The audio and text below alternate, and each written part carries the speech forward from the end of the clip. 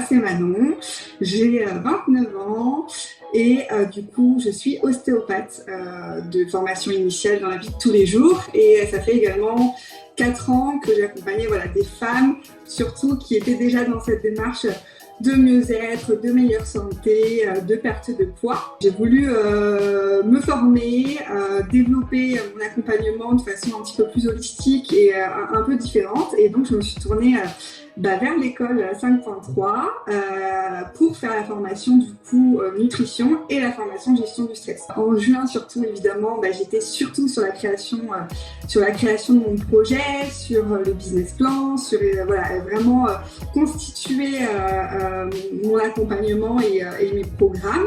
Et donc là, ça y est, depuis début juillet, je suis lancée.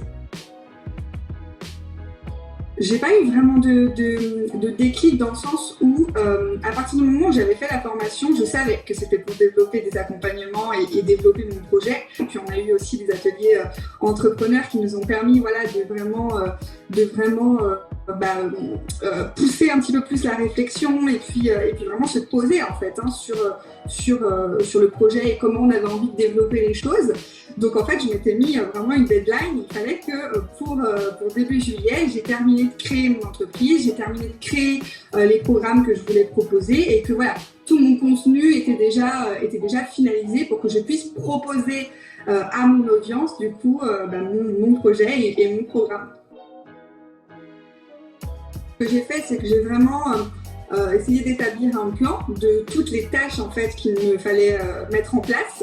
La façon, on va dire, de trouver ma cible et de trouver mes prochains clients. En fait, j'ai vraiment, je me suis fait un planning avec, j'ai ce temps-là. Et bien, comment je découpe ce temps-là par rapport au temps qui me reste en fonction de mon autre activité qui est mon activité d'ostéopathe. Je continue de travailler en tant qu'ostéopathe.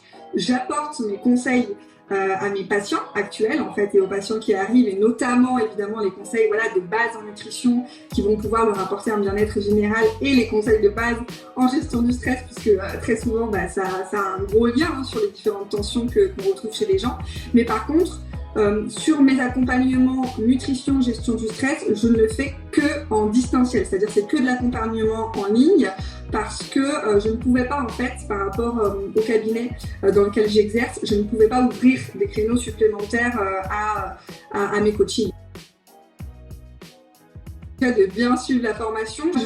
C'est vrai que j'avais fait assez rapidement quand même les formations, mais parce que le temps me le permettait. Je trouve que ça m'a aidé à vraiment comprendre le fait de condenser un maximum les choses et de ne pas étaler la formation sur des mois et des mois parce que c'est pas le but. Se demander finalement d'une façon générale et d'une façon globale quel type d'accompagnement vous voulez avoir, vous voulez faire, vous voulez donner.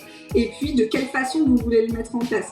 Moi, c'était assez clair rapidement, du coup, ça m'a permis de tout de suite, finalement, être dans la création la réflexion était déjà passée quand j'étais certifiée, finalement.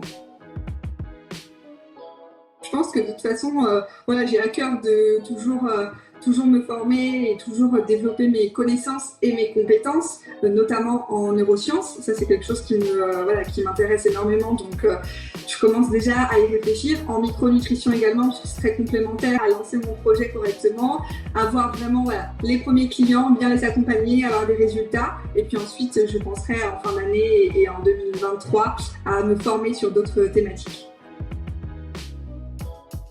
Faut pas avoir peur.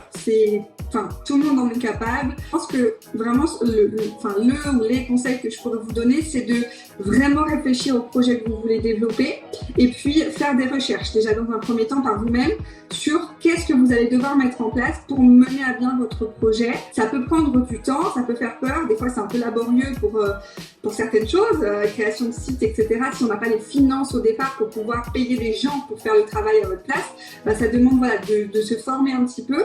Mais si vous êtes motivé, si vous croyez en votre projet et si vous avez vraiment un but bien précis, il n'y a aucune raison que ça ne fonctionne pas.